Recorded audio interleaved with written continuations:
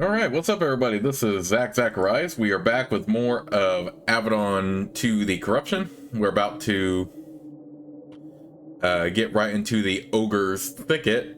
In the last part at the very end, we did encounter Silky, the scout who we had in the beginning of the game, who unfortunately has deserted her post. Which, there's clearly a few routes you could go about it, but I am going to stay loyal to Avadon as much as I can in this playthrough, but I might make a few exceptions. But yeah, that is rather unfortunate that she's pretty much a deserter now.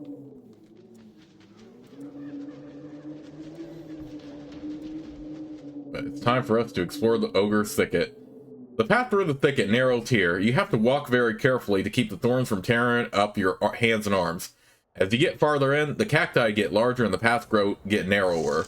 The shadows deepen, though that provides no relief from the punishing heat. But worst of all is the dread. With every step you take, you feel more anxious. It's hard to breathe. Your chest starts to hurt. Someone is stalking you. Something is watching you. Every sound makes you jump. Your brain tells you that the ogres have erected powerful magical defenses designed to confuse and weaken you. Your body tells you to scream and run in terror. You manage to listen to your brain, for now.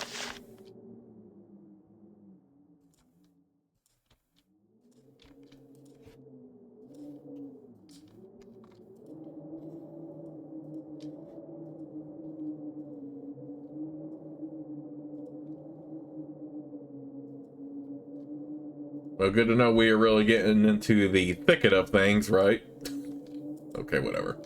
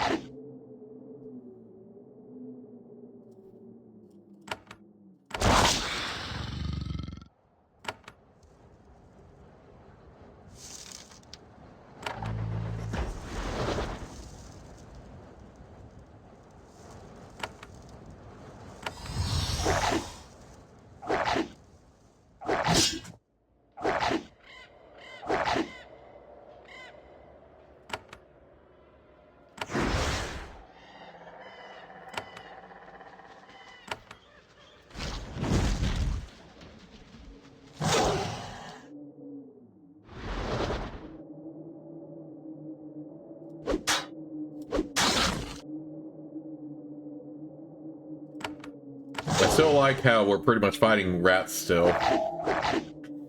And not like titans or ogres and stuff like that, but that's alright.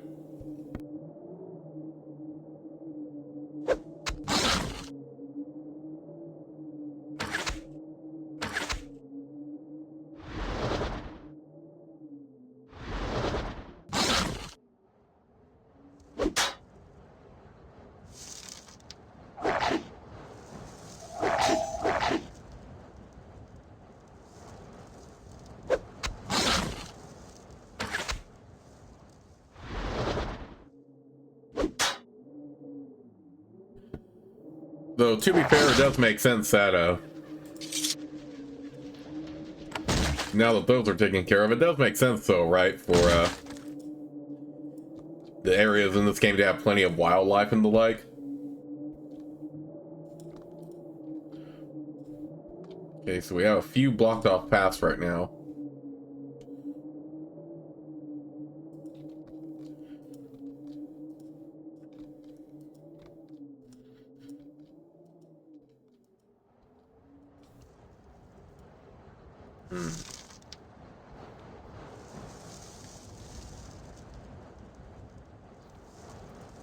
Okay, so I don't want to go there yet. I do want to kind of like just scout the area first.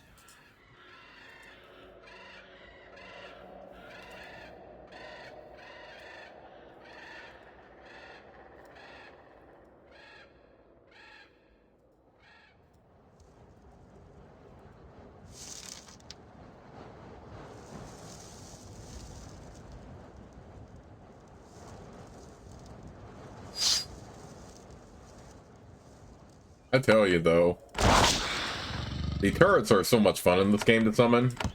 Can do quite a bit of damage. Your Tinker Mage alone definitely is not going to do a whole lot of significant damage here. Just on his own, you know. You definitely want to use your abilities.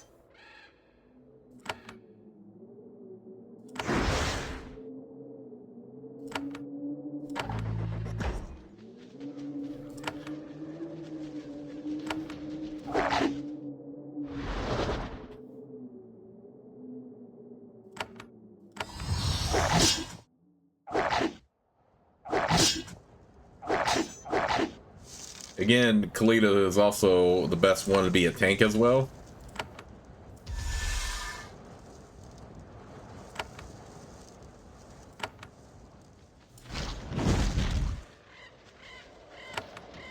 But this is exactly why I equip Malik with some scarabs as well.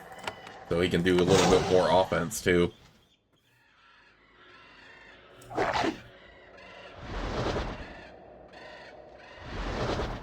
Oh, I was hoping it would do the circle attack. But whatever, it's still got a couple of attacks in.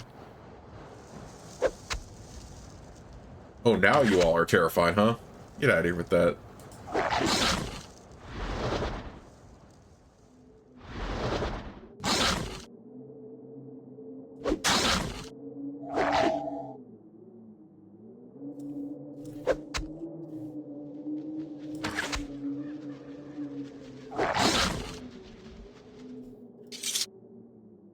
And a helpful tip always with the turrets when you're having a Tinker Mage, of course, is to make sure they are destroyed, because you might need to immediately summon them.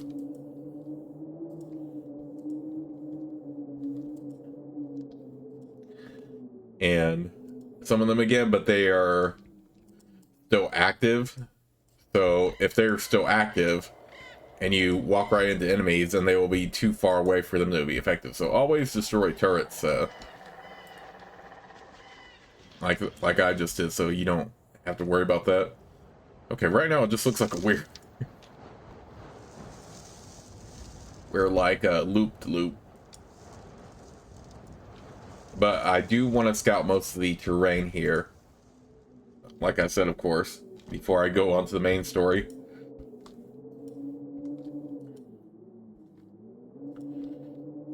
So let's go back up here where we were.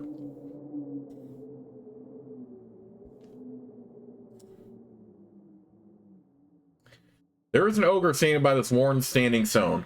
At least it looks like an ogre at first.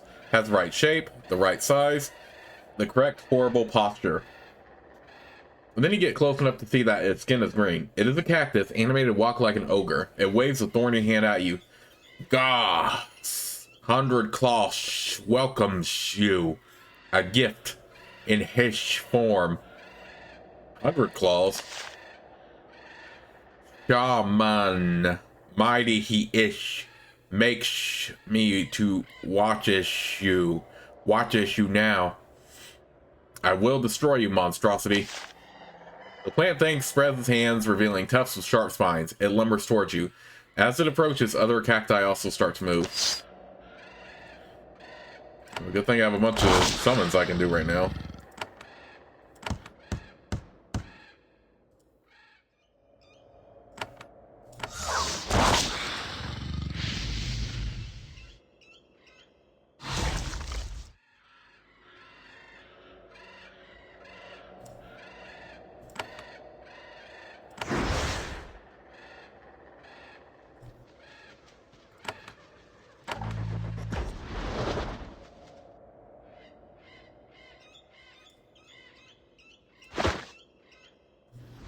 I should have done that before I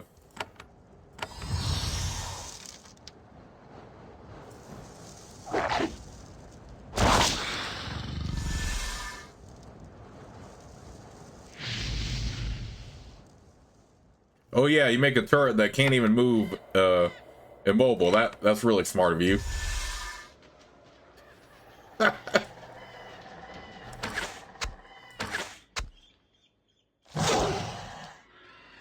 I do like how that has range, though.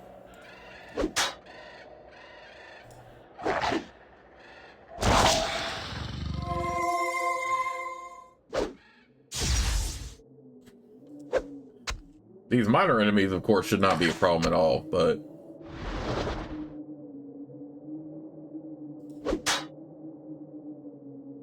yeah, and that damage he gives for that these do are non-issue, clearly. So you can just disregard these.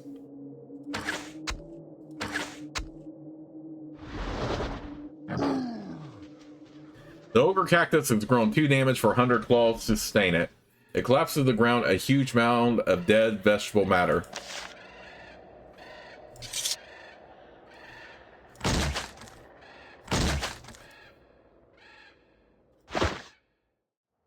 Rune etch glaive. That would be good if I ooh, I forgot I had this scarab. It would be good if I had an extra spot right now.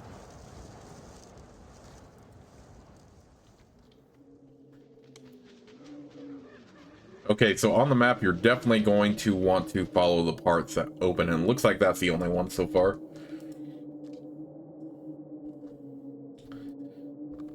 We will still explore all the ogre thicket, so that should not be an issue at all.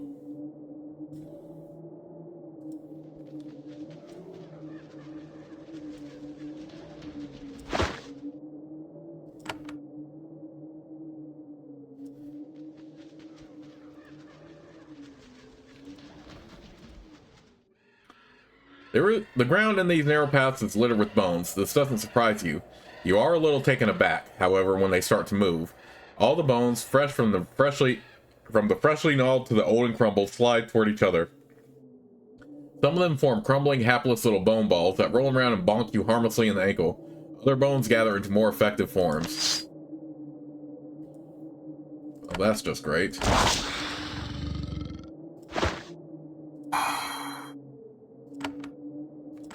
Okay, these are undead, so I'm actually going to summon that. Do a challenge.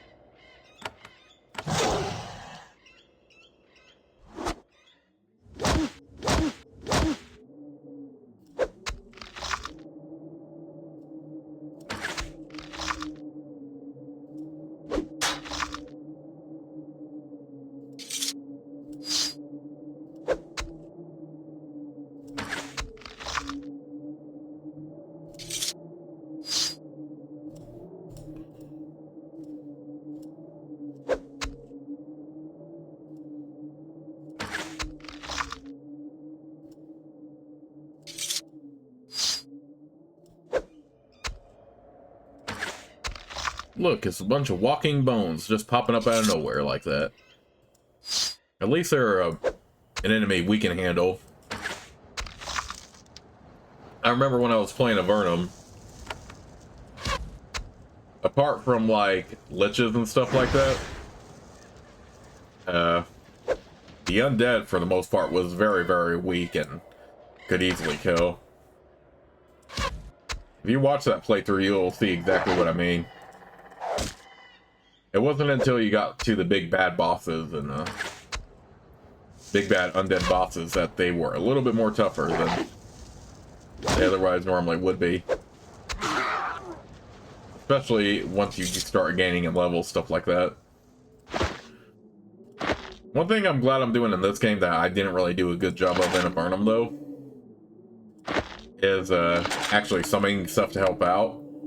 I mean, Dedrick, I mean, if you have someone like Dedrick with you, or your main character is a shaman, you might as well take advantage of being able to summon stuff to back you up.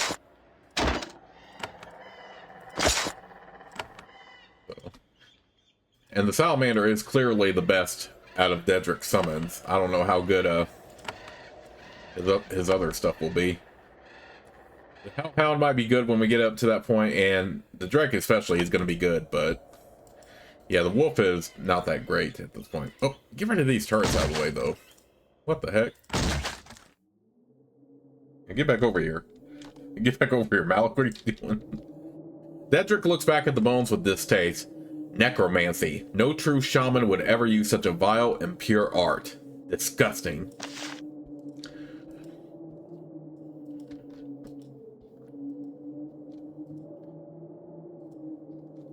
So yeah, when I took Janelle in the first Avadon game, I made sure to also take advantage of all the summoning she has, you know.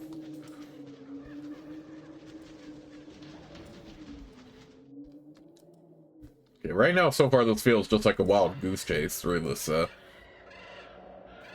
thicket.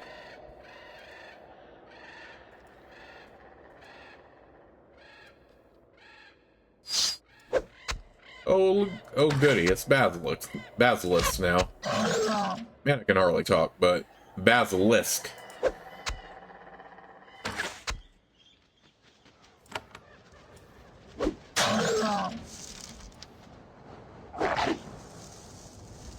Fortunately, there does come a point where even the Basilisk are easier to manage.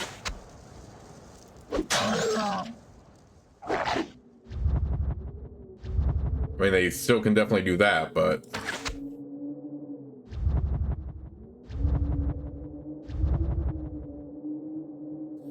at least they're not killing us right now.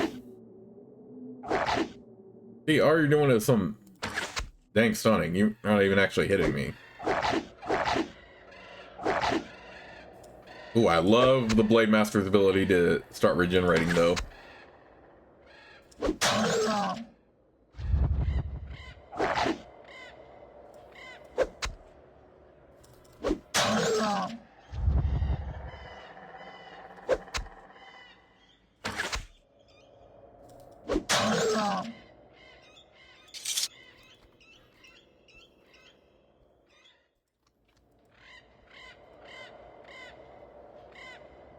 Let's check the map. Did anything else open up over here? Okay, doesn't look like it. Although that looks closed off now. So yeah, it looks like we just have to walk all the way back here.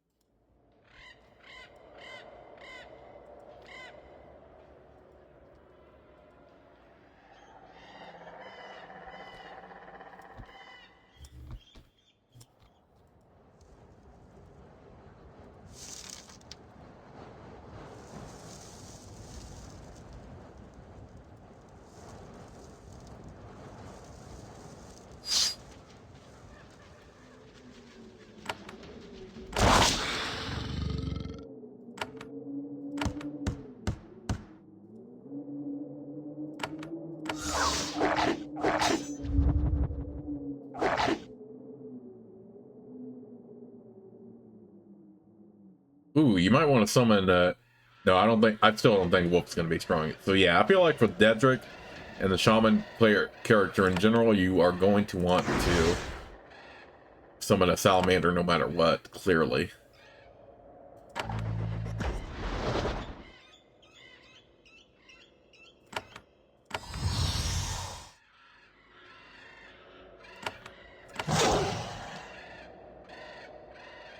At least he can damage, at least Salamander can damage the Basilisk. And get those Basilisks out of here.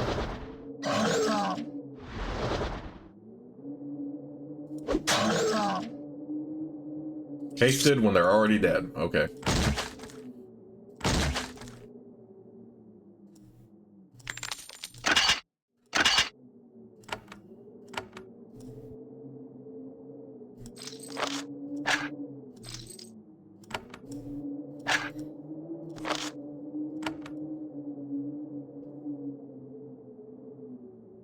What opened up now?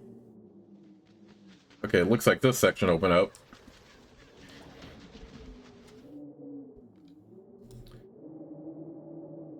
Ooh, Ooh, Dedrick is running low on vitality too.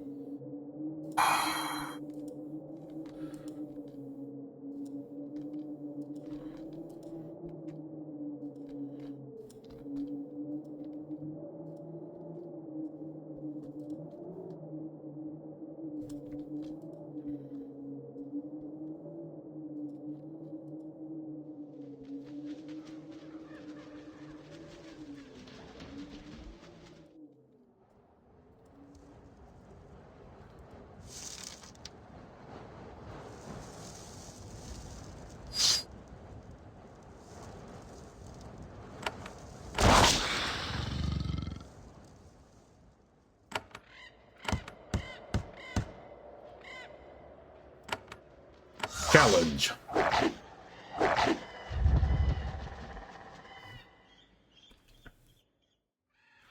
Okay, yeah, screw you on that freaking sun.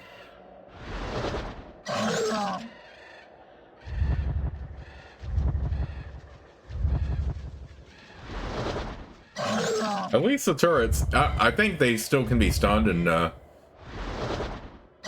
that, but they do seem to have a strong resistance, which is good.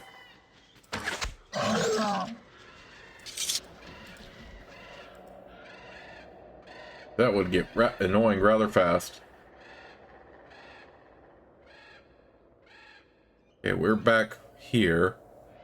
Alright, looks like that closed off, and yeah, let's go ahead and go back up.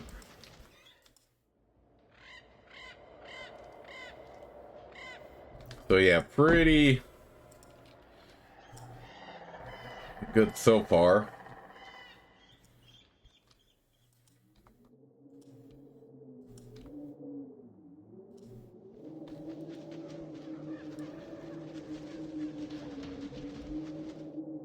If there is additional stuff in this area, then we will cover it before I get to the main story.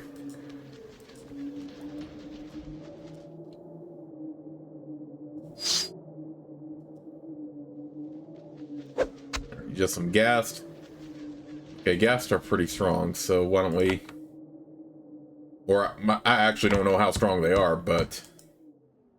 They do look like they have some hit points, so...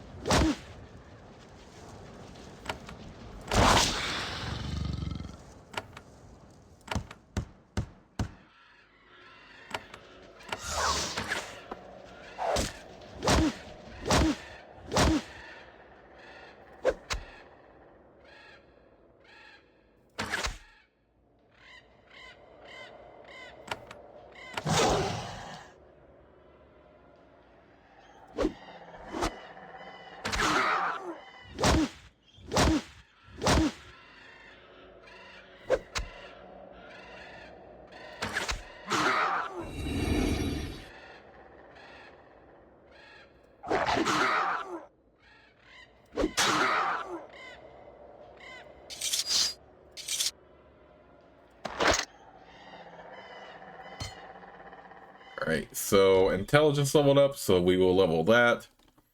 Level strength. And let's just do this and this.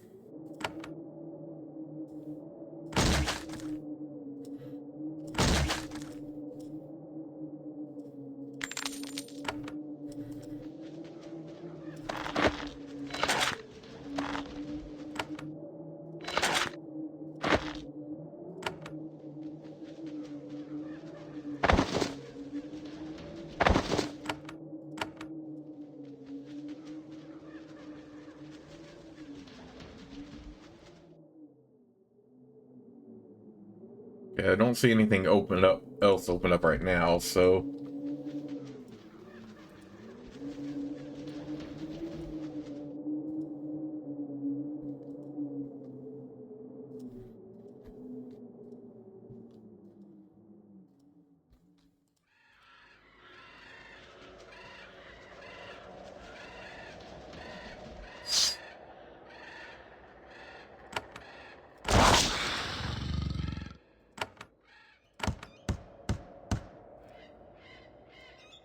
alright, bring it on, fools.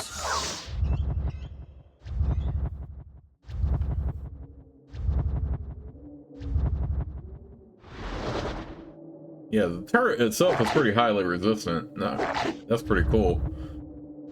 It possibly can still be stunned though, so I don't want to jinx anything here. But it is very helpful in these instances right now. We kind of have a good advantage over them, so let's save some vitality.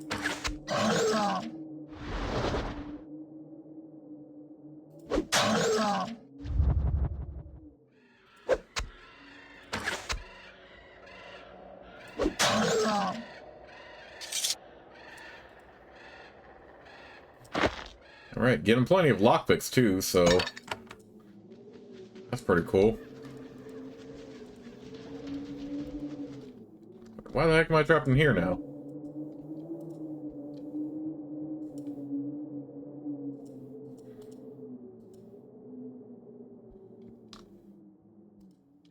Oh, this opened up now. Okay, I was like, what the heck? Did I really get trapped in this section?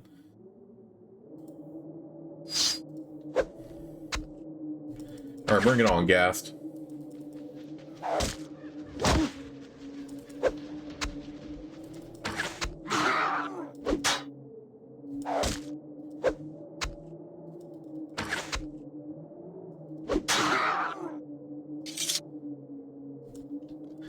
So yeah, it's not like this is like complicated or anything, but you do have to just work around the maze here. Take advantage of your map. Okay, looks like that section is open. I think that was already open before. We just kind of messed around a little bit still outside.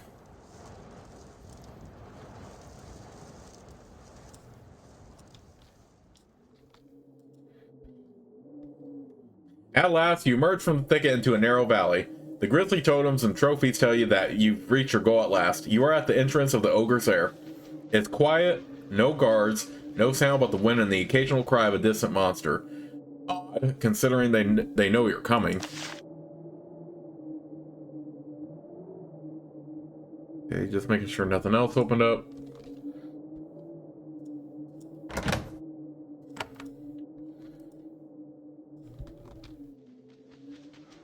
Inside the Ogre Fort, you find the guards you expected. They ring the clearing, blades drawn, ready to fight. Oddly, you recognize one of them standing in a northern gateway. His bent posture and twisted shape eerily match the talking cactus monster you encountered. It is Hundred Claws, the shaman who created this labyrinth. As the ogres watch you, waiting for battle, Hundred Claws turns and leaves to the north. And get your butt back to here. All salamander. I'm gonna turret. Oop, I ran action points. I wanted Leah to be able to use her challenge. It's alright.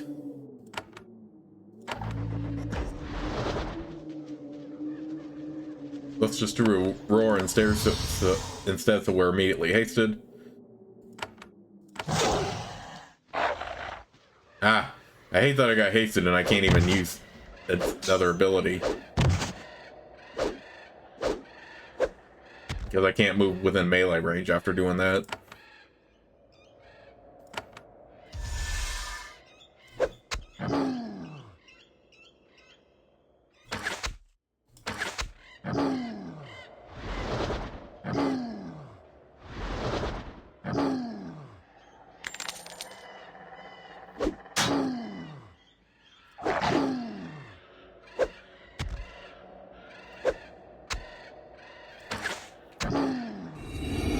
You can do range, so can I. Under Claws flees into the Ogre Fortress. Whatever. We'll do this and this.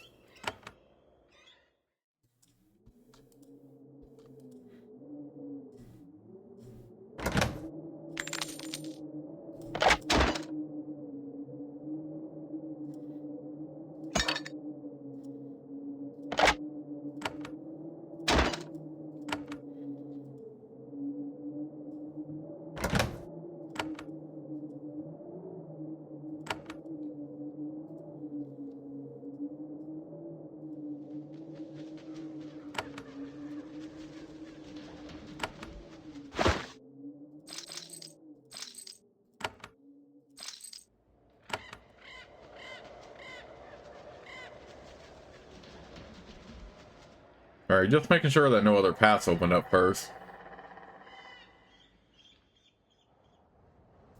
Because I still want to explore a lot of the area real quick. Oh, nice. We found an exit. I'm tempted to use it so we can do vitality and all that at the Avadon pylon, but we do have the potions, so I don't have to do that.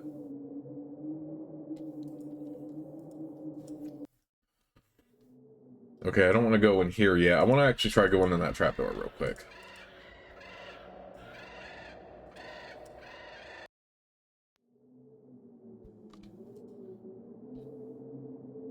The pathway down leads you to a huge cavern. A fast, murky river bisects the chamber. The crude wooden bridge spanning it has been collapsed. The west side of the cave where you are features another pack of sacrificial ogre guards.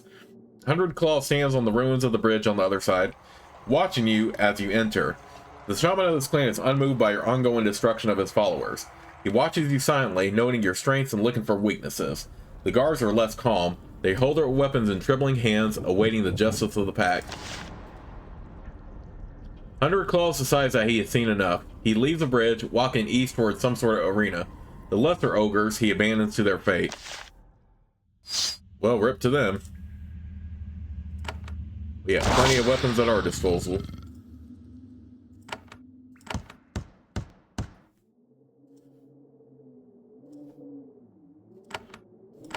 Bring it on.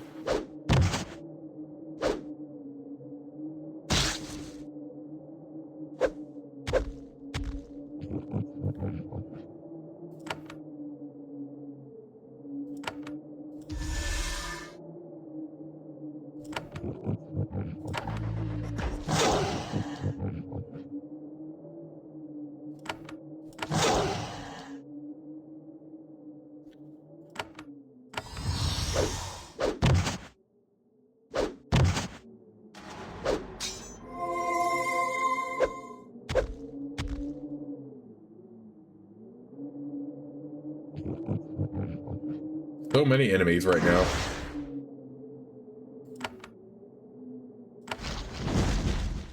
Get back.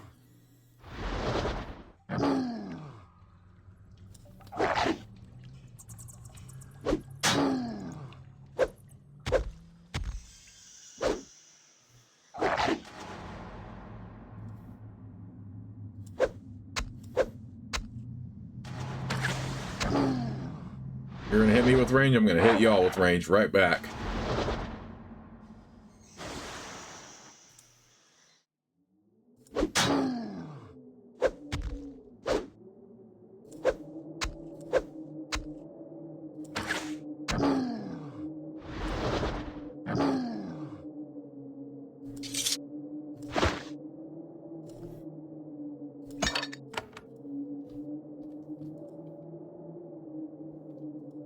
Okay, I probably should have destroyed the turrets, but that's all right.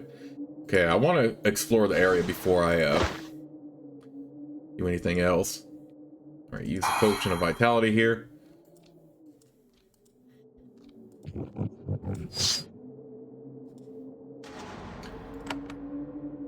Dang it.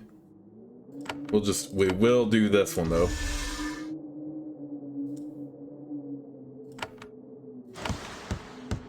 Ah, and that's why you destroy turrets. Dang it, I can't even.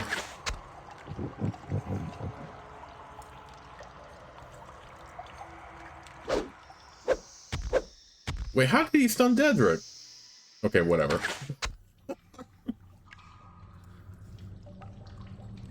I'm not even gonna try questioning that.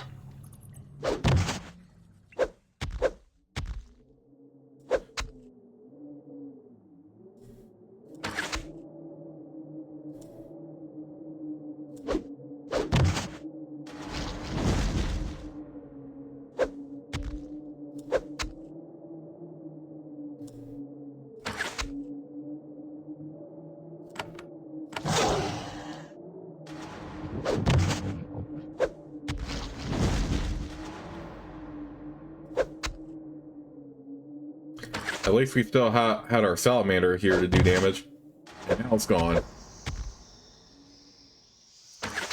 because it lost turns. Oh, now you're terrified. Get out of here with that.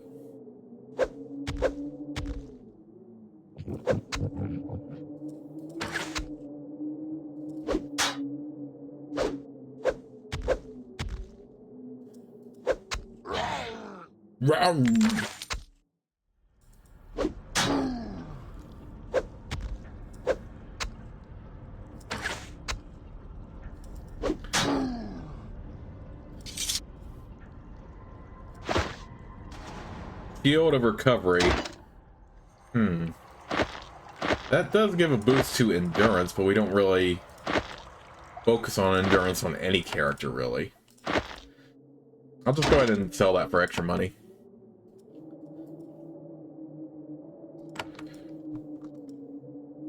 I guess the only time you would ever focus on endurance is...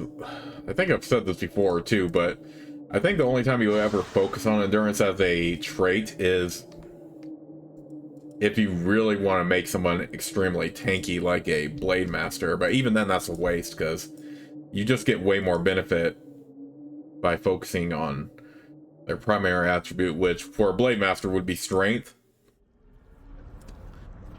Shamans maybe could do it because they don't have many offensive abilities, but even then.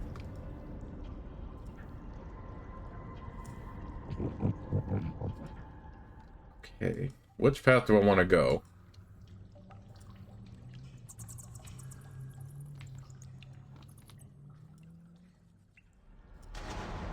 Okay, these both lead down.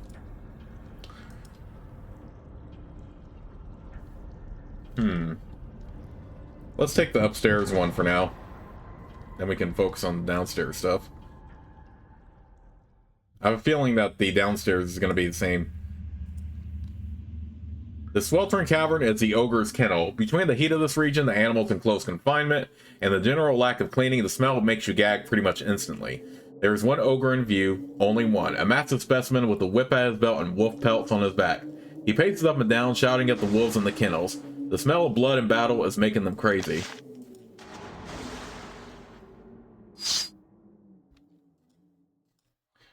Whoops, I missed out on turn here, but whatever. It's all good, not too damaging. We can still focus our attributes, or focus our abilities right now.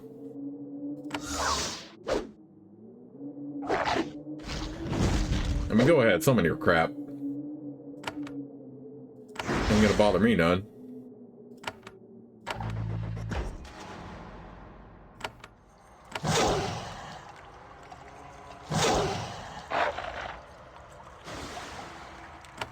That has such good range.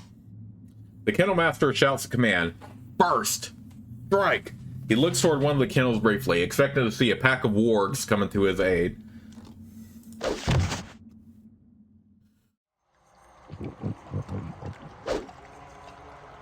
You can summon all the crap you want, I'm still gonna get you. You know you're gonna be mine, you know. Now waste your time, you know you're gonna be mine. That song just popped right in my head as soon as I said that. I'm gonna get you. In case you're not familiar with what song I'm talking about a 90s dance song. But yeah. I'm definitely not worried about the wolves here because they can easily be damaged, but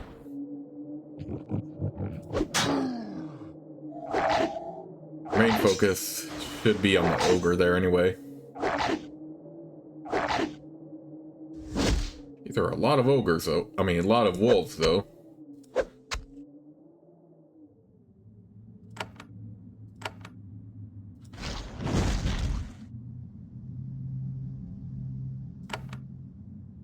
One more turn until we... Oh, that... So yeah, we can do his bite with the salamander, but... his bite is just as strong, it is just as handy as his bark. Although not really his bark, it's just, you know, him spitting fire.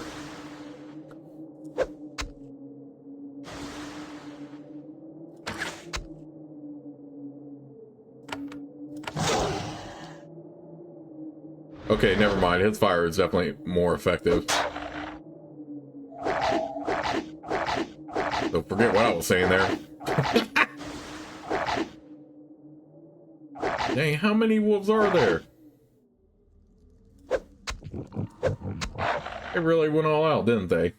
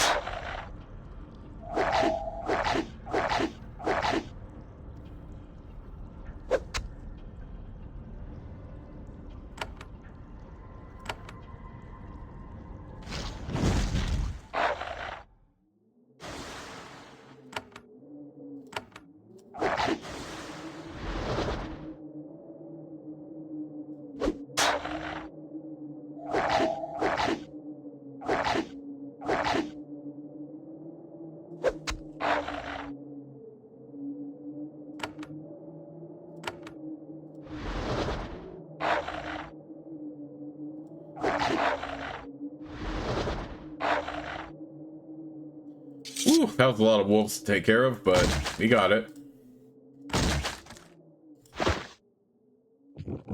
Sharpshooter's mantle. That does missile damage. That could go on Dedrick, but I feel like the Shadow Walker would benefit it from that more. Since the Shadow Walker's primary amount of damage is going to come from Razor Disc.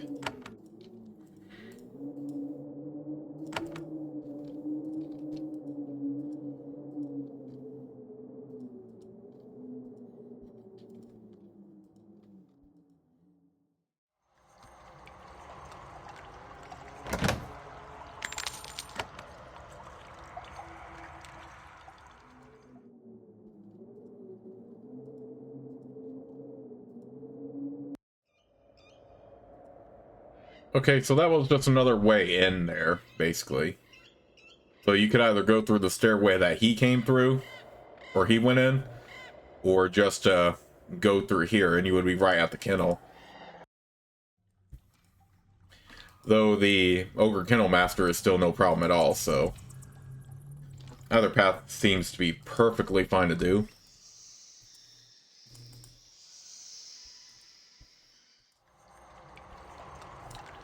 Okay, which path do I want to take? Do I want to take this stair? You know, I feel like it doesn't matter. Let's just go down this staircase.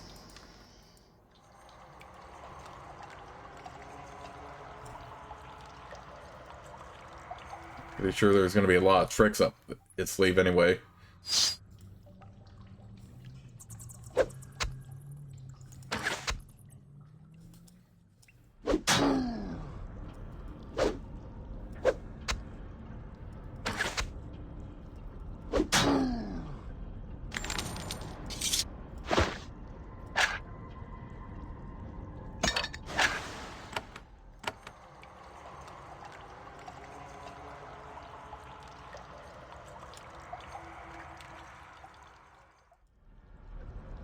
Okay, yeah, it didn't really matter which path you took. I mean, they both lead to the same place.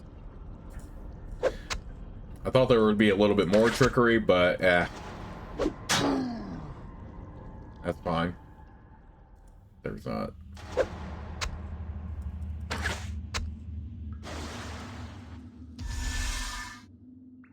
There is a strong shaman here, though.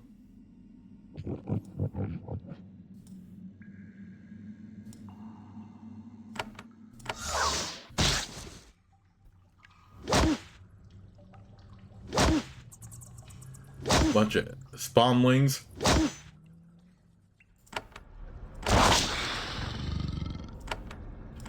Alright, you know what to do, turrets and salamander.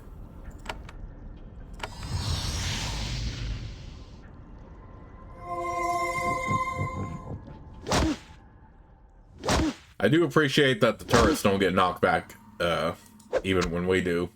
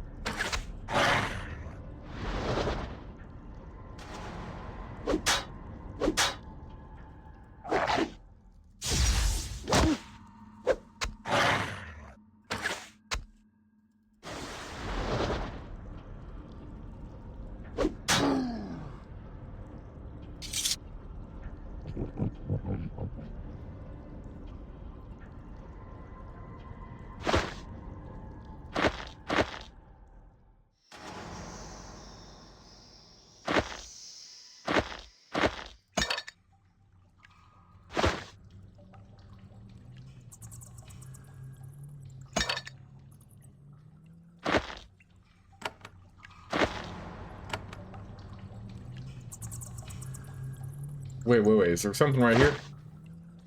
Powdered demon horn. Ooh, we can give that to Nicodemus.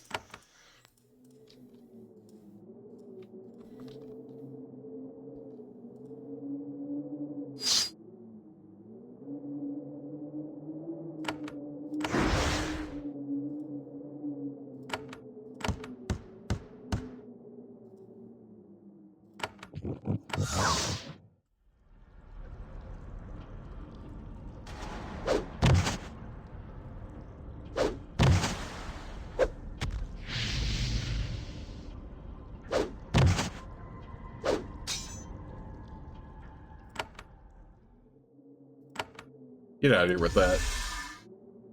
Ooh, he took a bunch of damage from that. Wow. You know what? Let's just finish him off.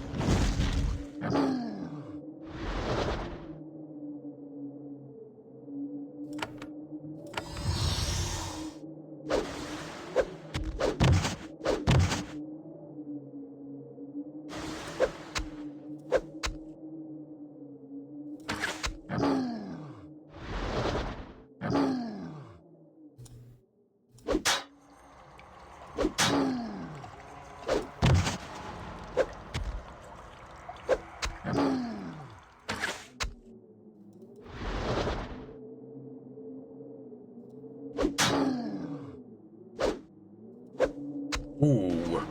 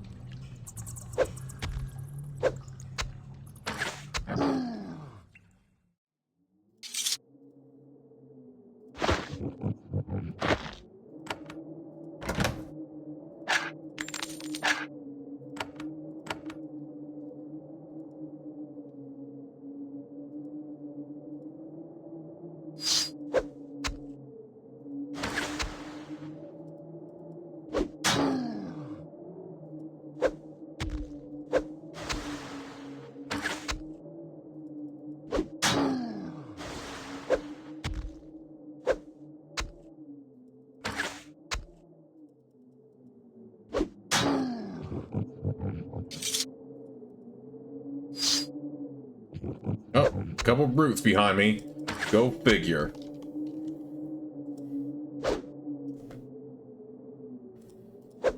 Get out of here with that.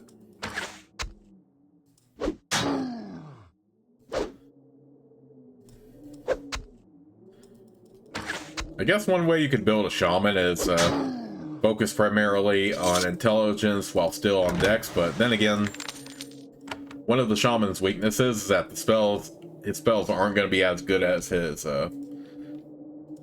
javelin, even if he did focus primarily on intelligence. So yeah, his staff is always going to be the best option. So you might as well just focus on dex and only use his staff or rod in very rare circumstances. Okay, so with that in mind, we have this section cleared out now, so let's just go right to the stairway.